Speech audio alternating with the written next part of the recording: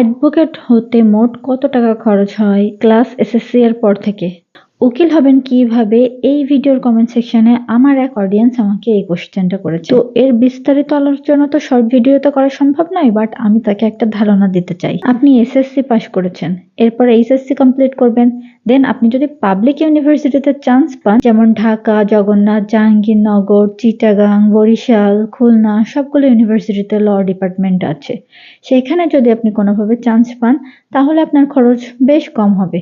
কিন্তু আপনি যদি প্রাইভেট ইউনিভার্সিটিতে এলএলবি তে অনার্স করতে চান তাহলে আপনার অনেক টাকা খরচ হবে। তবে এটা ভার্সিটি টু ভার্সিটি ভ্যারি করে, এক এক ইউনিভার্সিটির খরচ এক এক রকম। আমি প্রাইভেট ইউনিভার্সিটির কথা বলছি। এরপর আপনি এলএলবি কমপ্লিট করার পরে আপনাকে 6 মাস শিক্ষানবিশকাল শেষ করতে হবে।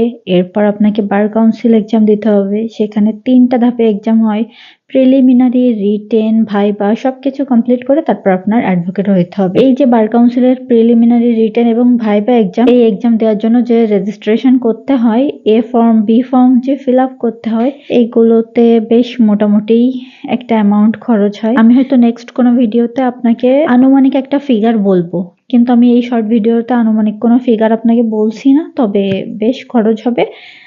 পাবলিক ইউনিভার্সিটিতে পড়তে পারলে একটু কম হবে, প্রাইভেট ইউনিভার্সিটিতে পড়লে আরো বেশি খরচ হবে। তাছাড়াও অনেকে যারা অন্য কোনো সাবজেক্টে অনার্স কমপ্লিট করে ফেলেছেন, তারা সাধারণত অনার্স কমপ্লিট করার পর 2 বছরের পাস কোর্স করে, এদের খরচও মোটামুটি কম হয়। কিন্তু ওই যে অনেক টাইম কনজিউমিং এটা অনেক টাইম কনজিউমিং, অনেক সময় তো চলে যায়, তাই না? যাই হোক, আমি আপনাকে পুরো বিস্তারিতই বলবো নেক্সট কোনো ভিডিওতে। Till then, take care.